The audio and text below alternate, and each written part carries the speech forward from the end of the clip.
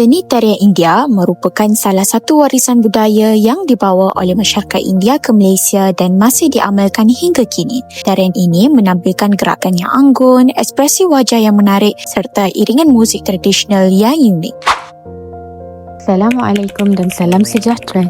Kami akan memperkenalkan salah satu daripada aktiviti kebudayaan di Malaysia, iaitu Gemalai Seni Tarian India.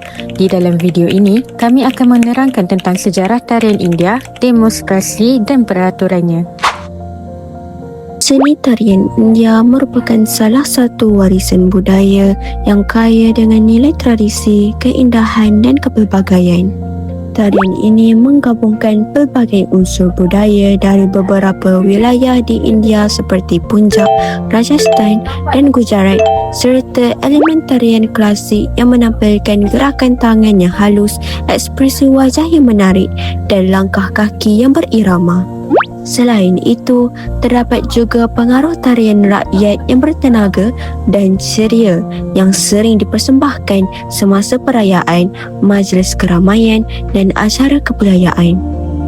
Keunikan gabungan unsur tradisional dan moden menjadikan seni tarian India bukan sahaja sebagai hiburan, malah sebagai medium untuk memelihara identiti budaya serta memperkenalkan warisan masyarakat India kepada generasi muda dan masyarakat pelbagai kaum.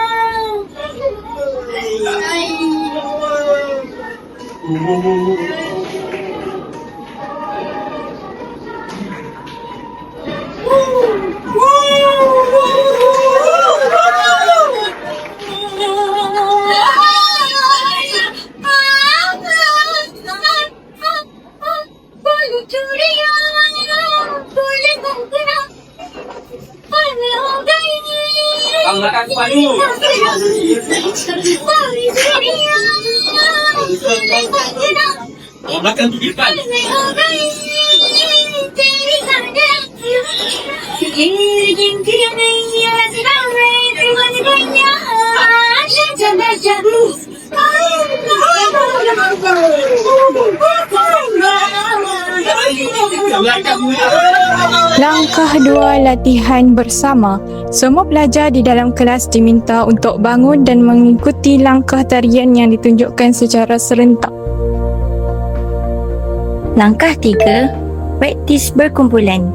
Setiap kumpulan diberikan masa yang khusus untuk mempraktikkan gerak tari tersebut bersama ahli kumpulan masing-masing untuk pemantapan.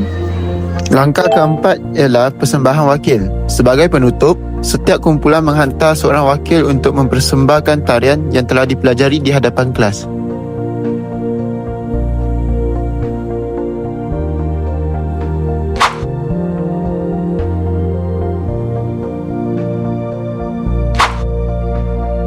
Aktiviti Gemalai Seni Tarian India ini sangat menarik kerana memberi peluang kepada pelajar mempelajari seni tarian India secara interaktif dan menyeronokkan.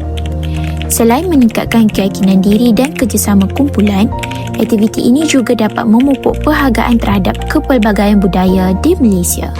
Terima kasih kerana menonton.